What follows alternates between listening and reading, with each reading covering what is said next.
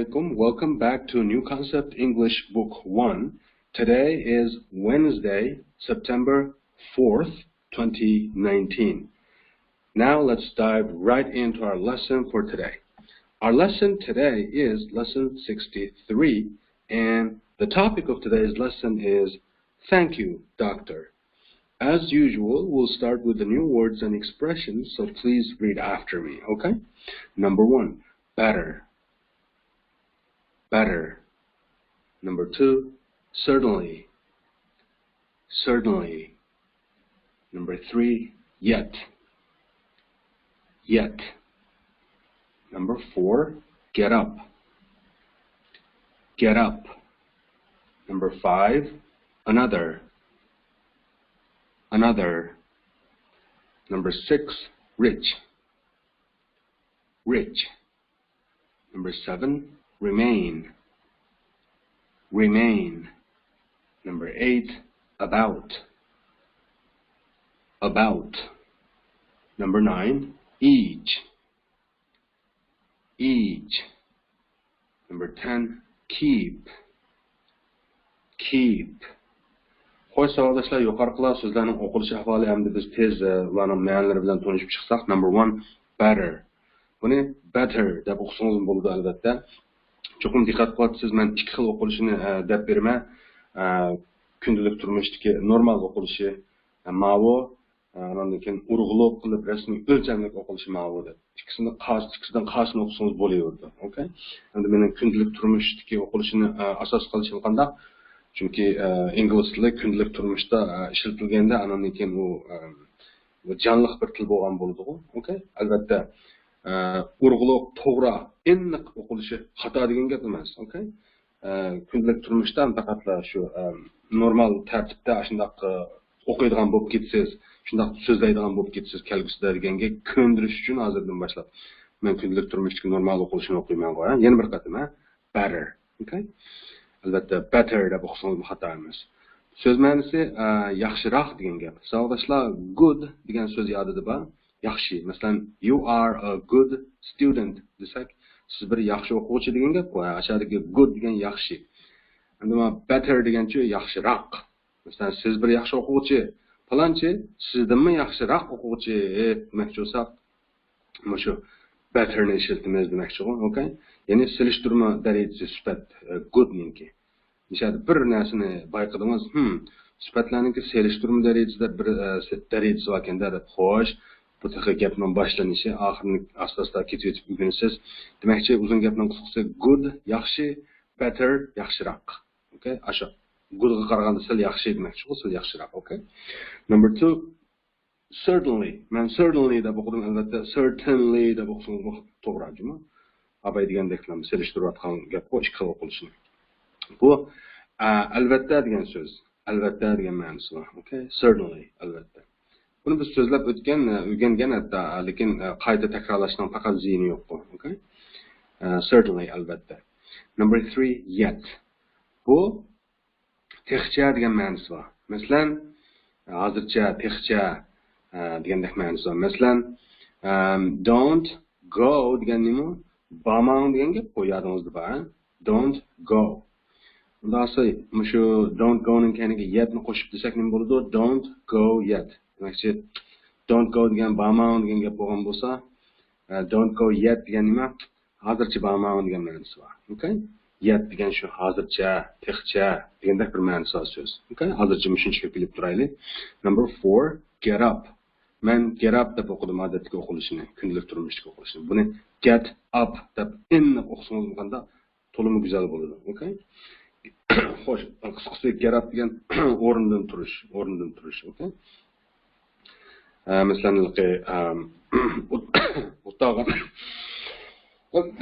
o'tag'an holatdan yoki yotgan holatdan o'rnidan turishni ko'rsatadi. Get up. Masalan, birisiga get up desak nima bo'ldi? O'rnidan turadi degan bo'ladi, okay? All right, number 5, another. Another degan yana bir, boshqa degandek ma'nosi bor. Masalan, another book degan yana bir kitob degan gap-ku. Yoki another 2 books desak, boshqa ikki kitob degandek-ku. Yana ikki kitob degandek. Okay? Demakchi, yana birdan boshqa yana degan ma'nosi bor. Another. Number 6, rich. Bunu nayda dikkat kılaylısı arkadaşlar. Kısıklan okuldu. Rich. Herkes reach deb okumaymiz. Reach desek başka yer ketip kaldı. So'zib okusak çünkü reach emas. Yani belki rich. Kısıklan rich. Bu iki xil ma'nosi var. Misal yezitmayapsiz var. Yezib olayli. Rich. Nunki iki xil ma'nosi var. Birisi boy degan gap. Boy yashatdiki boy. Okay, mesela he is rich desek bu nayda u boy degan gap. Bunun puli jiq demakchi. Rich, boy. Yana bir ma'nosi mayliq degan gap. Mesela tamoqlarga ashla ishlatamiz. Rich food deb. Food degan tamoq var. Rich food degan nima? Mayliq tamoq degan bo'ladi. Hargiz boy tamoq demaymiz-mi? Okay? Rich ninki ikki ma'nosini bilib oldinglar. Birisi boy, yana birisi mayliq. Okay? Number 7, remain. Remain degan stay ga o'xshash bir so'z. Stay degan nimada qat qilish. Masalan, stay in bed degan oldingi darsimizda. Karvatda qat qilish, ya'ni karvatni qo'pmaslik degan gap-ku. Remain in bed deb keladi. O'xshash ma'nosi asosan, ha? Ya'ni qat qilish. O'sha stay ga o'xshash. Masalan, remain in bed, stay in bed deganlar asosan o'xshash ma'nosi. Karvatda turib turish, karvatda qat qilish degan ma'nolar bor. Remain turib turish, qat qilish degandek-chi. Okay? Yine ma'lum bir xil holatni saqlab qolish demakchi. Number 8, about. About degan albatta haqida, to'g'riliq degan ma'nosi bor. Buni o'rganib bo'ldik-ku biz. Undan boshqa haqida, to'g'riliq degandan boshqa yana taxminan degan ma'nosi bor. Okay? Masalan, about 2 hours degan bo'ldi. Taxminan 2 soat degandek yoki 2 soat atrofida degandek. Okay? Ya'ni to'g'riliq haqidadan boshqa atrofida taxminan degandek ishlar bir ma'nosi bor deb tushunsak bo'ldi. About. Hali qolganini dialogda ko'ramiz. Number 9, each. Each degan har bir degan gap. Masalan, each book degan har bir kitob degandek. Masalan, each student degan har bir o'quvchi degandek. Number 10, keep. Keep degan saqlash degan gap. Masalan, keep the room ni bilmasa arkadaşlar. Room degan xona. Masalan, uygu, uyninki xonasi bir xonasi. Keep the room clean degan nima? Uyni pokiz saqlash degan gap. Okay? Keep the room masalan cool degancha uyni salqin saqlash degan gap.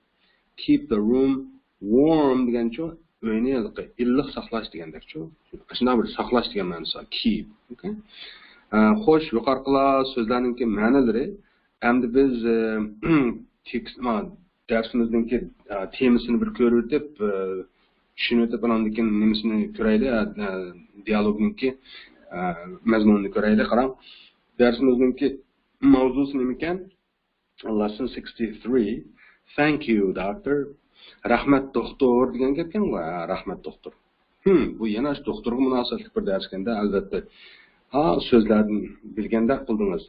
Mayliq tamoq, o'rindan turish, yaxshiroq, qat qilish, saqlash degan so'zlardan bir narsani his qildingiz. Bu qaraganda oldingi darsning davomi ekanda, albatta kengaytirilmiz, texnik narsalarni o'rganamiz. Okay? Xo'sh, unda bo'lsa, o'sha lesson 63 ningki dialogni o'rganishdan burun biz nima qilatdik? O'sha dialogni o'rganish orqali bir savolga javob bermoqchidik. Har bir darsdagi maqsad shu, birinchi eng muhim maqsad. Unda u savol qaysi? Qarang, conversation. Who else is in bed today? Why? Who degan kim? Else deganni men oldingi darsda o'rgangan boshqa deb. Masalan, what else degan boshqa yana degan ma'nosi degan to'q. What else ni yana nima degan to'q. Okay? Yana nima deb o'rgangan. Unda bo'lsa who else deb tushunsak bo'ldi, yana kim deb tushunsak bo'ldi. Okay? Is bo'lsa in bed. Karvatda today bugun, yana kim karvatga tushib qoldi bugun degan gap qo'y, yoki yana kim karvatda bo'lib qoldi degan gap qo'y. Okay? Bugun. Why? Nimishqa? Dasi oldingi qatim Jimmy karvatda qilgandi. Das bugun yana biridan karvat tushib qolibdi, unda bo'lsa, yana biridan og'irganda qildi. Okay, biz tafsilotni albatta dialogni ko'ramiz. Qarang, lesson 63. Lesson 63 qo'ya. Unda bo'lsa, lesson 63 ningki dialog temasi nima edi? Thank you, doctor. Xo'sh. Endi biz dialogni bir o'qib chiqaylik. tushunishdan burun, mana agishib qo'yadigan bo'lganingizda, doctor nima deydi? How is Jimmy today? yoki how is Jimmy today? desa, Mrs. Williams nima deydi? Better. Better. Thank you, doctor. Thank you, doctor. desa, doctor qo'pib, can I see him, please, Mrs. Williams? Can I see him, please, Mrs. Williams? desa, Mrs. Williams nima deydi? Certainly, doctor. Come upstairs. Certainly, doctor. Come upstairs. deydi. Anakin doktor qo'pib ikkinchi rasmga qarasangiz, Jimmy'ning uyiga kirib bo'ldi deydi. You look very well, Jimmy. You look very well, Jimmy. deb bo'lib, you are better now. You are better now. But you mustn't get up yet. But you mustn't get up yet. deb bo'lib, you must stay in bed for another 2 days. You must stay in bed for another 2 days.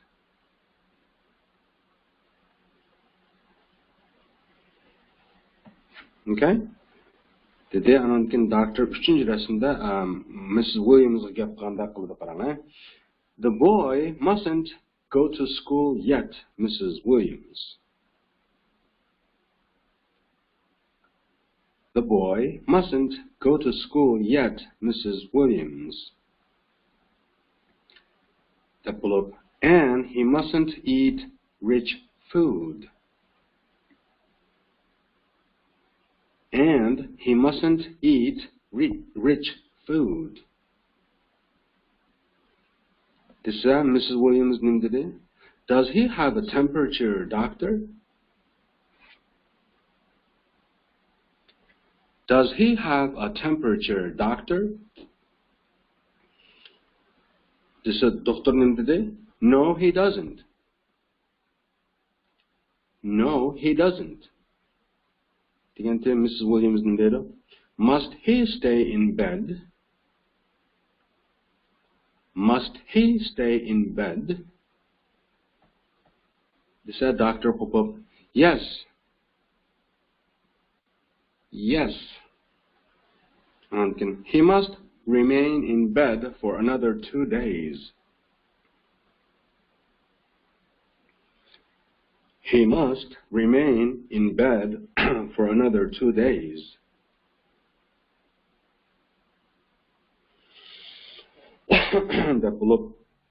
He can get up for another 2 hours each day. For another, for about, for another, he can get up for about 2 hours each day.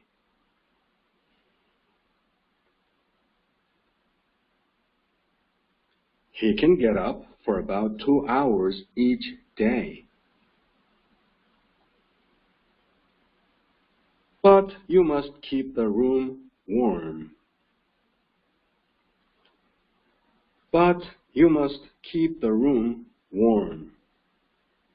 Bu to'rt qurg'a arib etilgan, demak to'rt qurg'a berilgan bir jumla so'z bu, bir butun jumla.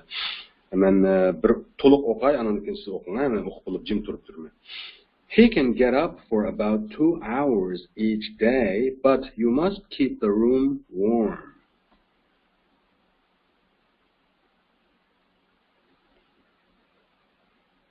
Okay? And then Dr. Mdaredo, where is Mr. Williams this evening? Where's Mr. Williams this evening? Deb sorsa, Mrs. Williams nunga javob berdi. He's in bed, doctor. He is in bed, doctor.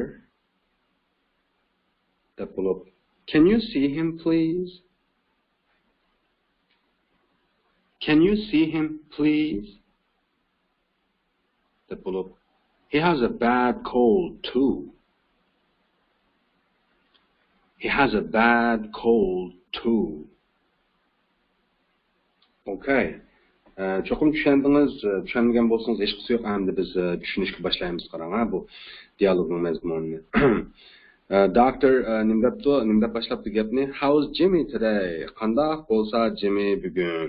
Jimmy bugun qandoqroq degan gapdan-ku. Okay? How is Jimmy today? Agar siz bugun qandoqroq bo'lsin deydi, how are you today deydi. Bular oddiy gap bo'lib qoldi siz uchun. Okay? Xo'sh, how's Jimmy today? Jimmy bugun qandoqroq? Mrs. Williams nimda javob berdi? Better. Bu better degan amaliyotda he is better degan gap ku. He is better ne? He is better degi he is ne? Demayla better deydi. U bo'lsa yaxshiroq, ya'ni u yaxshiroq demakchi ku, yoki qisqartib yaxshiroq deydi ku. Okay? Ya'ni u bo'lsa yaxshiroq deb o'tmay, yaxshiroqlam deyapti. Better. Okay? Ya'ni goodga qaraganda sal yaxshi ku, good degan yaxshi, better degan yaxshiroq. Okay? Ya'ni yaxshiroq deb bo'lib, thank you doctor, rahmat doktor deydi. Rahmat sizga doktor. Okay, doctor qo'pib, can I see him please Mrs. Williams? Degan gap bu. Can I see him degan, men uni ko'rsam bo'lamdi degan gap bu. Okay? Can I see him? Masalan, can I see you degan, men seni ko'rsam bo'lamdi degan gap bu. Okay? Can I see him please? Qo'shib ta'tirdi. Men uni bir ko'rib baqsam bo'lamdi deb takalluf bilan ta'tirdi, ha? Yoki men uni ko'rib baqsam bo'lammi degandek. Please ne aytib, ustulik bilan takalluf tariqasida gapga singdirsak bo'ladi-ku. Men uni ko'rib baqsam bo'lammikin, bo'lamdigando deb. Qancha yaxshi takalluf qila olsak shuncha yaxshi, ha. Williams xonim deganda, Mrs. Williams nima javob berdi? Certainly doctor. Albatta doktor dedi. Okay? Ya'ni you can certainly see him degan gap bor. You can certainly see him deganni shu amaliyotda qisqartirib certainly deb aytgan shu qo'ya. Okay. Albatta doctor deb bo'lib come upstairs. Ustiga chiqaylik deydi. Okay. Ustiga chiqing degandek. Shu come degan kelish, upstairs degan ustingi qavatga degan gap, ya'ni ustingi qavatga keling yoki chiqing deb bunda asoq bo'ladi-ku. Okay. Come upstairs. Deganda Doctor qo'pib, men ikkinchi rasmda qarsangiz Jimmy'ning yeni kirib bo'ldi, ha. You look very well, Jimmy. You look. Siz qarmoqqa mundaq ko'rinyapsiz degan gap qo'l lookning ma'nosi, ha. You look very well degan siz qarmoqqa nihoyat yaxshi ko'rinyapsiz, Jimmy deb bo'lib. You are better now. Siz hozir yaxshi bo'lib qolibsiz. Okay? Siz hozir yaxshi bo'lib qolibsiz degan gap. Anonkin, but you mustn't get up yet. Lekin siz you mustn't degan qilmasligingiz kerak degan gap. Must bo'lsa qilishingiz kerak de. Nimani qilmasligingiz kerak? Get up deydi. O'rningizdan turishni, ya'ni o'rningizdan turmasligingiz kerak deb olamiz Uyg'urchada. Yetnicho texi, ya'ni texcha, hozircha demakchi-ku, okay? Ya'ni siz texcha yoki hozircha o'rningizdan turmasligingiz kerak. Yapning ishlatilishini bilib oldik-ku, jumlaning eng oxirida ishlatamiz. Okay? Masalan, ma'lum bir ishni qilma degan inkor jumlalarda qarshi tarafga ma'lum bir ishni qilmaslik to'g'riliq tavsiya berganda yet deb qo'shib qo'ysak jumlaning keyin qanday hozircha unda qilma degan ma'nosi bor. Masalan, don't go yet. Men misol olgandek. Hozircha borma degandekchi. Okay? Masalan, don't eat yet degan nima? Hozircha yemay tur. Okay? Xo'sh, but you mustn't get up yet degan nima? Lekin siz hozircha o'rningizdan turmasligingiz kerak degan gap bor. Okay? Mustn't turmasligingiz kerak. Tapulib you must stay in bed deydi. You must stay in bed nima? Siz karvatda turishingiz kerak degan gap bor. For another 2 days. For nima degan to'qilib masalan for a week degan bir haftalik de. For a month degan bir oylik de. Unda esa for another 2 days degan nima? Another nabiyam boshqa yana dedik, ha. Yana 2 kunlik demakchi. For ne aslında tushunsak bo'ldi-ku, masalan, 1 kunlik, 1 haftalik degandiki, o'sha lik deb tushunsak bo'ldi degan tim bor. Okay? Ya'ni You must stay in bed for another 2 days. Siz karvatda yana 2 kunlik turishingiz kerak demoqchi. Okay? Deb bo'lib, 3-rasmda doktor Mrs. Williamsga gap qilyapti qarang. Jimino endi yenib chiqdi deylik. The boy mustn't go to school yet, Mrs. Williams dedi. The boy, bala, o'g'il bola demoqchi bu. Sizning o'g'lingiz demoqchi bu yerda. The boy, o'g'illar deb ifodalayapti. O'g'illar yoki o'g'al mustn't qilmaslik kerak. Nimani? Go to school. Maktabga berishni, ya'ni maktabga bormaslik kerak demoqchi bu. Okay? Yet, hozircha. Williams xonim. Ya'ni o'g'al hozircha maktabga bormaslik kerak. Williams xonim deb bo'lib, and shundaqla gap tugimida ya, shu jumlaning 5-ni and bilan elyapti. He mustn't eat rich food. U yemaslik kerak mayliq tomoqni. U mayliq tomoqni yemaslik kerak dedi u. Okay? Ya'ni undaq qilmaslik kerak deb bo'lib, ya'ni shundaqla mandaqmi qilmaslik kerak demoqchi u. Ya'ni hozircha maktabga bormaslik kerak deb bo'lib, ham shundaqla mayliq tomoq yemaslik kerak demoqchi u. And degan ashtaq bir gap qo'y. Xato deyilgan gaplarni bir-birisiga ulashni maqsad qilib keyingi jumlalarning 5-ni ashta boshlash and bilan boshlashni degan tuqib biz, okay? Deganda Mrs. Williams qo'pib, does he have a temperature doctor? Does he have uning da barmi degan gap qo'y. Nima a temperatura? Oldingi soatda nima degan tuq bu gapni uning qizitmasi bormi degan gap qo'y, okay? Uning temperatura bormi degan gap, ha?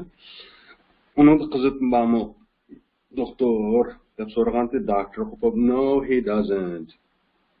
Ya uningda yo'q deydi. Ya'ni no he doesn't have a temperature degan gapni qisqartirib no he doesn't deydi. Okay? Ya uningda yo'q deb bo'lib Mrs. Williams deydi. Asha desa, ya'ni uningda qizitma yo'q demoqchi bo'ldi desa, Mrs. Williams deydi, must he stay in bed? Agar he must stay in bed bo'lsa, u karvatda qilish kerak degan gapdi. Endi must he stay in bed degani nima? Shu imkon fel ig'ning oldiga o'tib qo'yasning bo'ladi, savol bo'ladi. Ya'ni savolni so'raymiz. Bu karvatda qilib qilish kerakmi deganni. Okay? Must he stay in bed? U karvatda qilish kerakmi? Ya'ni karvatni deyilmaslik kerakmi demoqchi bu. Desa, doctor qo'pib, yes, deydi deb bo'lib, he must remain in bed for another 2 days. U remain abim nim degan to'q stayga o'xshash bir so'z degan to'q, masalan stay in bed desak bo'ladi, remain in bed desak bo'ladi. Mishadam deb bir ahvolimda Mrs. Williams stay deb ishlatsa, doctor qo'pib u stayni qayta takrorlab o'tmay remain degan yana bir o'xshash ma'nolik so'zni ishlatadi. Amaliyotda 286 deb tushunsak bo'ldi. Ya'ni he must remain in bed. U karvatda turish kerak, ya'ni qat qilish kerak. Qanchalik? For another 2 days. Another degan yana bir 2 kun, yana 2 kun, yana boshqa 2 kun demakchi. Yana 2 kunlik karvatda qat qilish kerak demakchi, okay? Deb bo'lib, he can get up for about 2 hours each day. He can get up degan u o'rindan to'sib bo'ladi degan gap. Albatta can ma'nosini qilalaydigan degan ma'nosi bor, qisib bo'ladi degan ma'nosi bor. Okay? Men odamda bir ma'nosi qo'shildi deb tushunsak bo'ldi mishadi. He can get up degan u o'rindan tura oladi degan gap albatta. Yana bir ma'nosi u o'rindan to'sib bo'ladi deb aytadi. Imkoniyatni beryapti deydi.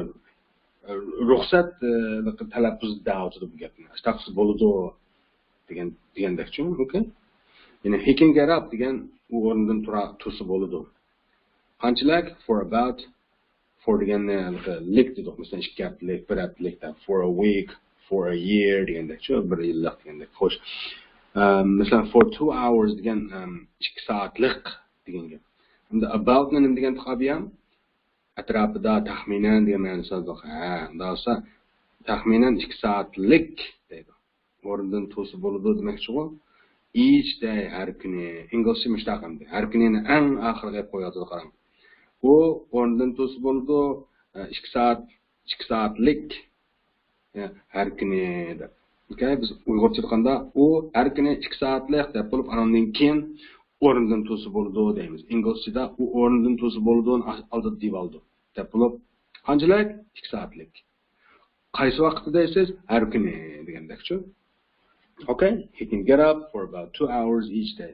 Mushunday jumlalarni ko'p yezib, ko'p yodlab, ko'p o'qib mashq qilganda o'zingizga nihoyatda tanishlik bo'lib ketadi inglizchani ifodalash odati. Okay? Bu gapni jiq deganman, ha. Ya'ni u kunda 2 soatlik o'rindan tursa bo'ladi deb, but lekin you must keep the room warm. Siz saqlashingiz kerak. Keep degan saqlash-ku, ha. You must keep degan shu saqlashingiz kerak. Nima demakchi?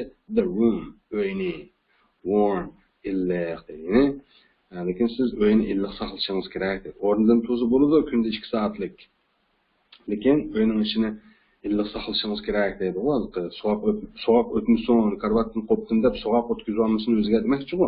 Uyni illiq tuting. Okay? Dr. Anakin, where is Mr. Williams this evening? Qayerda bo'lsa Williams apandi bugun kashqurun deydi. Ya'ni Williams apandi bugun kashqurun nada, ya'ni ko'rinmaydi-ku demakchi-ku. Where is Mr. Williams this evening? Williams apandi bugun kashqurun nada deb so'rsa, Mrs. Williams bunday javob berdi. He is in bed, doctor.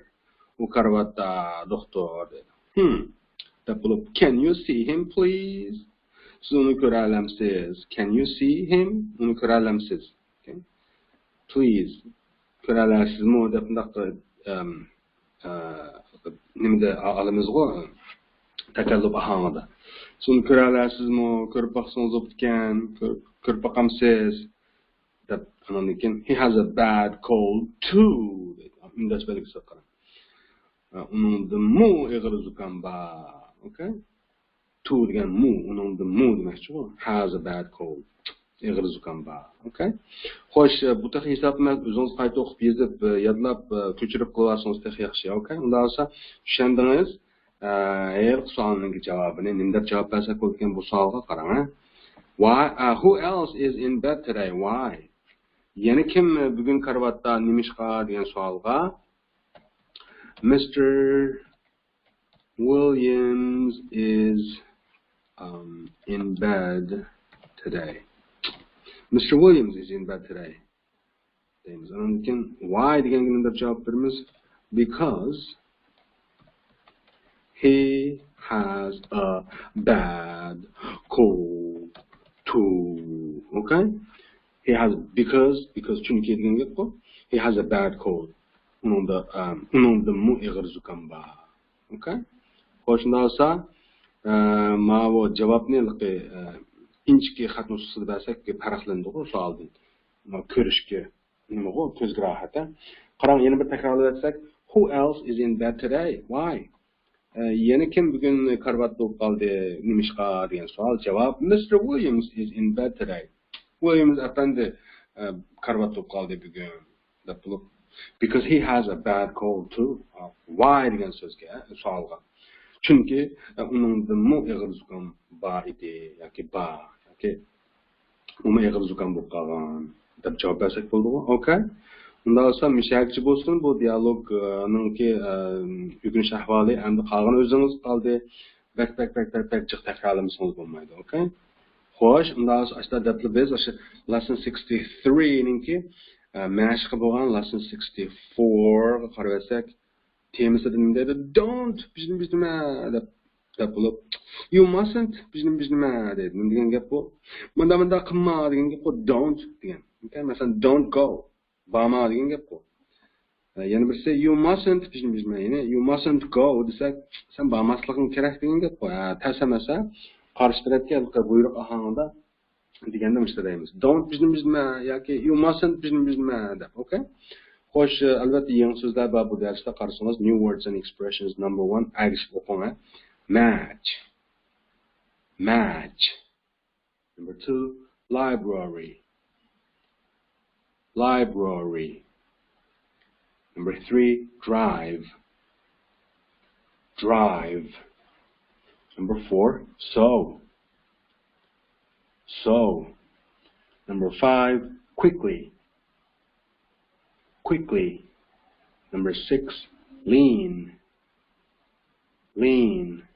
Yoki tirnoqchida lean out of. Number 7, break. Break. Number 8, noise.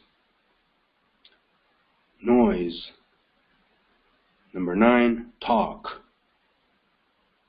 Talk. Okay, ma'nilarini tushunib faqat degan so'zlarni qarang. Match degan saranga va saranga degan gap. Number 2, library, bu kutubxona degan gap. Okay, kutubxona. Kirib jim o'tirib kitob o'qiydigan yer va ana kitob ariyada olsangiz bo'ldi ku asha. Okay? Kitobxona emas, bu kitob sotadigan yer emas bu. Kutubxona. Ismingiz tutaylik, library. Number 3, drive. Bu mashina haydash degan so'z, drive. Number 4, sow. Masalan, bunchilik. Savoqdaşlarning yordida oldingi darsda biz shunlashqa degan ma'nosini ko'rgandik. Sowninki. Bugun o'qishmaydi, bugungi mashq darsimizda bunchilik, unchilik degan ma'nosi bor. Okay? Masalan, men shunchalik xush bo'lib ketdim deganni I am so happy deymiz. Happy degan qo'shalg'u. I am happy degan men qo'shal degan gap. Agar sowni qo'shib bersak, men shunchalik xush bo'lib ketdim degan gap. I am so happy. So degan ishtaraq bir so'z. Shunchalik, unchilik, bunchilik degandek-ku. Ya'ni au sifatning kelqi darajasini oshirib o'tadigan ma'nosi bor bu. Okay? Masalan, number 5 ni quickly deymiz. Quickly degan tez degan gap. Agar so quickly bo'lsa, shunchalik tez degandek ma'nosi bor. Okay? Yoki bunchilik tez. Okay? Bir misolni elvatsak, shu darsning mashq darsining temasini qarasangiz, don't bizma degan to'g'ri. Drive ni mashina haydash dedik. So ni bunchilik dedik. Quickly ni tez dedik. Unda ash bo'shirunqi shu uch so'zni qator qo'yib boqaylik qarang. Don't drive so quickly. Nima degan gap bu? Buncha tez mashina haydaman degan gap. Yoki mashinani buncha tez haydaman degan gap, okay? Aşağıdaki işletilgan so demekçi, bunchilik. Okay. Number 6, lean. Lean degan yo'linish, masalan, tamg'i yo'linish, derazaga yo'linish, eshikka yo'linish deymiz ku. Lean degan shu yo'linish. Masalan, derazaga yo'linib, bunda beshini chiqarishni nima deydi inglizchada? Lean out of the window deydi. Lean out of deb tirnoqchiga yozib qo'yishning sababi shu aşağıdagi ishlatildi demekçi. Hali mashqda uchraydi bu qarang, ha. Lean out of the window degan derazaga yo'linib beshini sirtqa chiqarish degan gap. Okay, out degan sirtqa bu, out of the window degan shu derazaning sirtqa degan gap. Ya'ni shu yo'langan peti beshini derazaning sirtqa chiqarish degan ma'nosi bor. Lean out of the window degan. Okay? Number 7, break. Break degan chiqib o'tish. Buni o'rganib o'qilayman, o'rgangan bo'lsa hozir o'rgangan bo'laylik, chiqib o'tish. Number 8, noise. Noise degan ovoz degan gap. Anondan keyin masalan ovoz chiqarishlik ovozchi. Anondan keyin bo'lsa varangchiroq degan ma'nosi bor. Ovozdan boshqa varangchiroq degan ma'nosi noise ninki. Number 9, talk. Paransilish. Masalan, don't talk bo'lsa nima bo'ldi? Paransanma degan gap. Jimto degan gap bu. Don't talk, okay? Xo'shunda olsa, yuqorqi shu nimalarni ko'rdingiz, so'zliklarni. Ba'zi so'zlarni shu temadagi yoki ekranning tagidagi naql keltirilgan ikki jumlaning bo'sh o'rinlar sasak bo'lgan. Masalan, don't talk desak, paransanma degan gap. Agar you mustn't talk desak-chu, sen paransanmasliging kerak degan gap bu, okay? Ishtalamchu. Masalan, don't break desak, breakni ham chiqib o'tish dedik, ha. Don't break degan-chu, chiqib o'tma degan gap. You mustn't break degan chiqarasang, chiqib o'tmasliging kerak degan gap. Okay? Demakchi, bu 64-darsningki yangi so'zlarim shu, jumla shaklim shu. Endi biz shu asosda qanday kitobimizdagi og'zaki mashqni ishlaydigan bo'lgan to'g'ri. Qarang, og'zaki mashqi bunda edi. 110 rasmda bunda edi, qarang. Mayala ergi da'vat qanday qildi bu gapni qarang. Don't take any aspirins. Take degan ichishdi. Aspirins degan aspirin yana bosh og'rig'i to'g'risi. Masalan, don't ni qo'ysak mishaga. Don't take any aspirin degan nima bo'ldi? Aspirin ichmasligingiz kerak degan gap. Okay? Okay? Number 221. Don't take this medicine. Don't take any aspirin degan nima? Bosh og'rig'i to'g'risi ichmang degan gap. Agar you mustn't take any aspirins bo'lsa, siz bosh og'rig'i to'g'risi ichmasligingiz kerak degandek-ku. Okay? Buni men qayta takrorlamay, endi men o mashqni o'zingiz qiling. Don't bilan you mustn't ki bosh o'rinlarga selib, demakchi o darsning temasidagi ikki jumlaning bosh o'rinlarga selib o'zingiz mashq qiling. Men o berilgan so'z birikmalarini bir o'qib o'tib ketay qarang. 221-rasmda take this medicine. Ya'ni bu dorini ichish bu gapning ma'nosi. Agar don't ni qo'ysak, shu don't take this medicine bo'ldi. Bu dorini ichmang degan gap bu. Okay? Agar bu dorini ichmasligingiz kerak bo'lib qolsa, you mustn't take this medicine bo'ladi. Okay? Unda 332 dan boshlab a mashqni men aniq tafsiliy qilib bermayman, lekin berilgan so'zlarni bir o'qib bermay qarang. Bugun bilishingiz uchun qarang. Call the doctor. Ayolga da'vatida. Doktorni chaqir degan gap yoki doktorga telefon ber degan gap. Okay? 443-rasmda qarang. Play with matches. Sarang bilan o'ynash degan gap. Ya'ni sarang o'ynash. Inglizchada sarang o'ynashni play with matches deydi. Sarang bilan o'ynash deydi. Biz inglizchada sarang o'ynash deymiz, inglizchada sarang bilan o'ynash deb play with matches deb bunday ifodalaydi. Okay? Albatta, abayqi jumla shakliga solsangiz don't play with matches bo'lganda sarang o'ynama degan gap bu. Okay? 554-rasm talk in the library. Masalan, ikki masalan o'g'il qiz paranglashyotidu deylik. Parang qilyapti del madam alog'ini don't talk in the library. Kutubxonada gap qilmanglar deydi. Parang qilmanglar deydi. Okay? 665 make a noise. Bu ovoz chiqarish degan gap. Okay? Masalan, don't make a noise. Make degan yasash, noise degan nabiyamda ovoz, varanchuron degan ma'nosi bor dedi-ku. Mishada ikki o'g'irda qildi qarang. Birsayin birsiga ovoz chiqarma degandek maqsadida aytganda qildi. Don't make a noise. Okay? Yoki you mustn't make a noise. 776-rasmda mashinaning keyinda o'tirgan odam shofirga bunday deganda qiladi qarang. Don't drive so quickly degan bunchalik tez haydash degan gap. Agar don't qo'ysak bunchalik tez haydama degan gap. Okay? 887 deydi, lean out of the window. Ya'ni yo'linib derazaning sirtiga qarashgan qo'y yoki derazaning sirtiga beqib yo'linish degan gap. Okay? Don't lean out of the window. Ayol ballag'ida. Derazaning sirtiga qarab yo'lanmanglar degan gap. Bu kichiklar demakchi bu. 998 qarang. Don't break that vase yoki vase. Angliyasini o'qib qoldim, vase amerikancha. Don't break that vase, tashtakni chiqaratmang degan gap bu. Okay? Unda bo'lsa bu mashq, og'zaki mashq, mushakchi bo'lsin savoldoshlar. O'zingizning cho'qim qayta og'zaki mashqni o'z oldingizga qilganligingizga ishonaman. O'zingiz qilib qoldi. Endi biz yozmish mashqlarni tez ko'rib olsak, written exercises degan yozmish mashqlar degan gap. Nima deydi? Rewrite these sentences using Jimmy.